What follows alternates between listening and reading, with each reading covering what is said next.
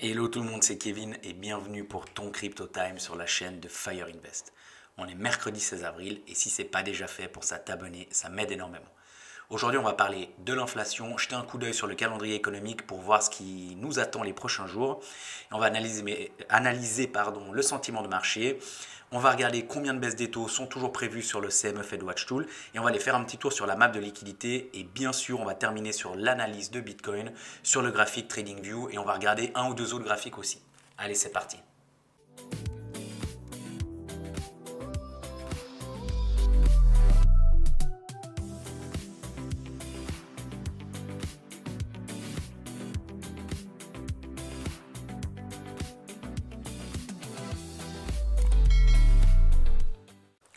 On commence directement donc sur le calendrier macro sur investing.com avec aujourd'hui quelques datas importantes avec notamment le point d'orgue ce soir à 19h15, le discours de Jérôme Powell.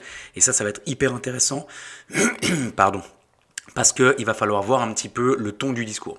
Est-ce que son discours, ça va être ok, là on voit vraiment que les marchés ils ont besoin d'être soutenus, on sera là en cas de besoin. Là c'est hyper bullish. Ou alors est-ce que c'est toujours le même ton que finalement il utilise depuis quelques mois. Pour le moment l'inflation elle n'est pas encore suffisamment maîtrisée, on n'a pas besoin de bouger rapidement, on regarde de près mais ça va pas dans la direction où on veut aller. Et là par contre ça serait hyper bearish. Donc ça va être très très intéressant de suivre ça. J'essaierai de trouver un lien pour mettre en direct le discours sur ma page X. Si c'est pas fait non plus, abonne-toi sur ma page X, c'est gratuit. Et puis tu peux y retrouver des posts et des informations quotidiennes. Et demain, on voit qu'on a aussi l'inscription au chômage et l'indice manufacturier de la Fed de Philadelphie. Et puis pour le reste de la semaine, vu qu'après c'est vendredi saint, et bien évidemment, il n'y aura pas d'autres news. Donc c'est vrai qu'il n'y a pas eu non plus de grosses news macroéconomiques ni hier, ni avant-hier, donc ni lundi, ni mardi. Donc il n'y a que vraiment demain et après-demain où... non, aujourd'hui et après-demain et demain, pardon, où il y aura ces informations. Donc on va voir un petit peu comment le marché va réagir avec ça. Ensuite, si on passe sur Trueflation, donc on voit ici, moi j'ai mis en max, mais on voit que là l'inflation, enfin j'ai mis en max sur le temps qu'on peut revenir en arrière, mais pour l'inflation ici, même juste sur un mois, on voit que elle a fait un pic à 1,22, mais qu'elle se stabilise largement en dessous des 1,5% pour le mois d'avril. Donc ça c'est vraiment bon. Et puis si on vient ici même sur le corps, et que là on met max, alors on ne voit pas avant 2023, mais on pense bien qu'on n'est pas passé de 1 à 10%.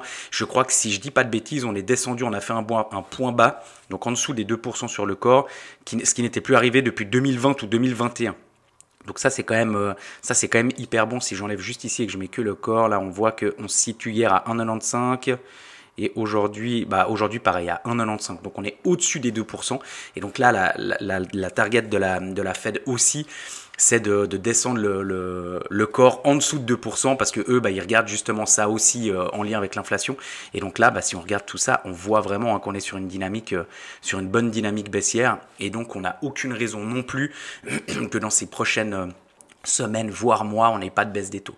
Parce que justement, si on vient ici sur le CME Fed Watch Tool, donc je ne sais pas si tu t'en souviens, mais la semaine dernière, quand il y avait des grosses vagues de tarifs de Trump, ici, on avait déjà que le 7 mai, on allait baisser les taux. Maintenant, il y a 82,2% de risque, parce que franchement, c'est un risque qu'on ne baisse pas les taux, vu que c'est ce qu'on veut finalement, baisser les taux. Donc, on n'a plus que 17% de chance de les baisser. Par contre, si on vient en juin, on voit qu'il y aurait une baisse des taux. Si on vient en juillet, on voit qu'on aurait une deuxième baisse des taux. Si on vient en septembre, on voit que là, on target, alors c'est à la limite, mais pour le moment, une troisième baisse des taux. Que si on vient ici, pour le moment, on resterait statu quo en octobre. Et normalement ici, on voit qu'on aurait une quatrième baisse des taux. Donc pour le moment, le marché, il price quand même 4 baisses des taux. Et ça, c'est plutôt bon. Parce que 4 baisses des taux, ça nous amènerait à 1 point de moins, donc 1% de moins, ce qui serait quand même élevé. 3,25, 3,50, c'est quand même relativement élevé, mais ça permettrait quand même aux liquidités et puis aux liquidités tout simplement d'arriver un petit peu plus facilement sur le marché parce que l'argent coûterait moins cher à emprunter qu'actuellement et donc les gens prendraient un peu plus de risques, mais ne prendraient pas non plus énormément de risques parce que l'argent coûte quand même cher. Des taux à 3%. Alors, historiquement, ce n'est pas forcément très élevé, mais quand on regarde ces 10-15 dernières années, c'est quand même relativement élevé. Maintenant, je voulais juste te montrer la map de liquidité parce que ça va être important pour comprendre ce qui s'est passé sur le Bitcoin hier. On voit ici qu'on a eu un petit pic là et on voit qu'on est venu chercher énormément de poches de liquidité et qu'on a été rejeté. Et si on passe tout simplement ici sur le Bitcoin, On voit qu'on avait cette longue trendline baissière ici, qu'on a réussi à casser. Donc pour le moment, si on vient ici, hop, on peut voir que elle a été cassée. Hein. Donc à voir aujourd'hui si on va faire le pullback ou pas. Et puis si on vient on va juste venir dans une échelle de temps un tout petit peu plus court. Ce qui s'est passé ici, tout simplement, c'est que ici il y avait c'était la bougie la plus haute bougie de la semaine, et on voit hier, mais même en horaire en fait, on le voit sûrement un peu mieux. Hop, je vais juste enlever là comme ça. Voilà, ici on le verra un peu mieux. Donc on voit ici, là c'était le plus haut de la semaine dernière, et on voit qu'on est venu hier juste avec une mèche prendre ce plus haut, et que là on a opéré un gros rejet. Donc maintenant il va falloir rester attentif justement si on vient retoucher cette trendline ou pas pour potentiellement repartir. Donc ce serait tout simplement le pullback. On voit déjà qu'ici, en tout cas en horaire, on l'a fait. On est venu pour le moment, on rebondit sur cette trendline qui maintenant nous sert de support, qui nous a servi de résistance pendant suffisamment longtemps. Depuis l'investiture de Trump, hein, c'est vite vu. Si on regarde ici, hop, ici là, c'est la bougie de l'investiture de Trump, si je dis pas de bêtises. Soit c'est celle-là, soit c'est celle-là, mais je crois bien que c'était le 20 janvier. Donc voilà, donc c'est vraiment la première fois où on voit qu'on arrive à s'installer, j'ai envie de dire durablement, ça fait que 4-5 jours, mais qu'on arrive à s'installer dessus. Donc ce sera à voir. Maintenant, je voulais juste aussi te montrer sur le Bitcoin. Hop, si on recule un petit peu, on va dézoomer un peu tout ça. Hop, hop, hop. On va prendre, voilà, le point bas du bear market, on va tirer un fib, et donc on était ici. Et ce que je voulais te montrer, c'est que sur la précédente jambe haussière, donc ici le long range qu'on avait eu, le long bull flag qu'on avait eu courant 2024, on voit que juste ici le 5 août, mais on se souvient, c'était quand le Japon avait annoncé qu'ils augmentaient ses taux de 0 à 0,25 points, ce qui n'était plus arrivé depuis une vingtaine d'années. Il y avait eu de la grosse peur sur les marchés. On l'avait vu, le VIX Index avait explosé aussi. Mais on voit que le premier arrêt a tenu. Là, on n'est juste pas venu le retester, mais on est venu le retester un coup, on est reparti. Après, on est venu encore baisser ici en septembre, et puis après, on est reparti. Et si on regarde ici maintenant sur notre point le plus haut ici, on voit que pour le moment, si on zoome un peu ici, pardon, hop, comme ça, on voit que pour le moment, on n'est juste pas venu toucher ce premier arrêt. Donc pour le moment, ça veut aussi dire que ce premier arrêt, il tient. Et on sait que historiquement, pour n'importe quel actif, on a tendance, dans des périodes de retracement, à venir sur le premier arrêt, donc le 0,382 de Fibonacci, pour potentiellement repartir, avoir assez de jus pour repartir à la hausse. Donc ça va être intéressant de voir si possiblement on continue à allonger cette trendline, et ben on le voit que ça sera à peu près le 16 mai, où on devrait arriver à la trendline et à l'arrêt ici. Donc en fait, on peut regarder ici comme une espèce de triangle de compression, et on va voir si pour le moment on a cassé cette trendline, mais parce que là c'est vrai qu'il n'y a pas énormément de jus, on voit que ça part pas à la hausse de manière franche. Mais bon, il y a énormément d'incertitudes sur les marchés aussi, donc il faudrait voir une petite news de Trump qui dit qu'ils sont en train de regarder des accords avec la Chine et que ça avance bien, ça peut faire exploser tout ça.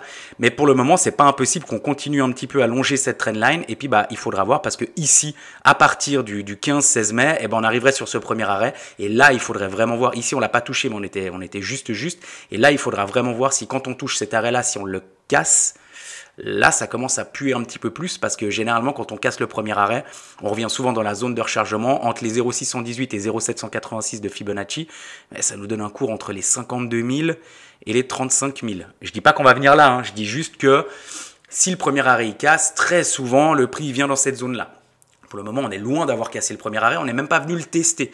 Donc on va voir, on a aussi cassé cette trendline comme on le disait. Maintenant, ça nous sert de support. Peut-être que ça va juste faire un petit pullback dessus et partir à la hausse. On va regarder ça attentivement ces prochains jours.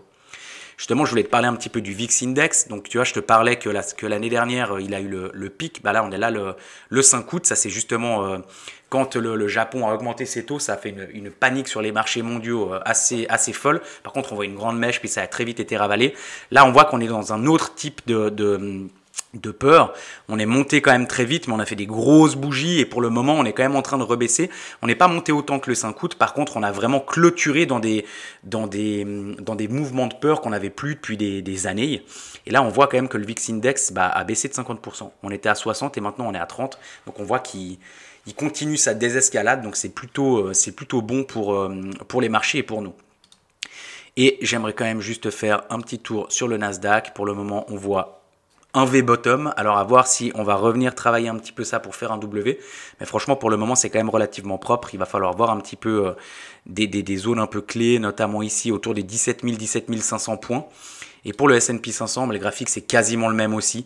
Donc on va rester assez attentif pour voir comment ça va se passer ces prochains jours sur les marchés. Et voilà, c'est la fin de ce Crypto Time. Merci beaucoup d'avoir regardé. Comme je le disais au début, si ce n'est pas déjà fait, pense à t'abonner parce que ça m'aide beaucoup. Je te souhaite une bonne journée, courage parce qu'en ce moment, les marchés sont clairement pas tendres avec nous. Et je te dis à bientôt pour une nouvelle vidéo sur la chaîne de Fire Invest. Une très bonne journée et d'ici là, n'oublie pas, agis aujourd'hui pour devenir demain.